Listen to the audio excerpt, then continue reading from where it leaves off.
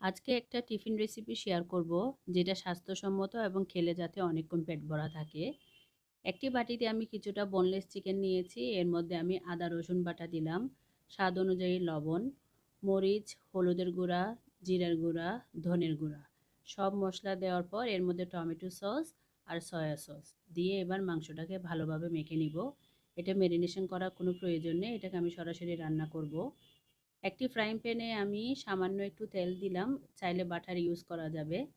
এবার চিকেনটাকে আমি তেলের মধ্যে ভালোভাবে ভেজে নিব। যেহেতু এগুলো বোনলেস চিকেন, এগুলো খুব তাড়াতাড়ি সিদ্ধ হয়ে যায়। এবার কিছুক্ষণ ভাজার পর এর মধ্যে পেঁয়াজ আর কাঁচামরিচ কুচি দিব।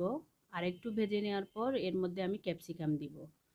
আর কিছুক্ষণ ভাজা ভাজা যখন হয়ে যাবে তখন আমি এর মধ্যে আগে থেকে রান্না করা 1 কাপ ভাত দিব।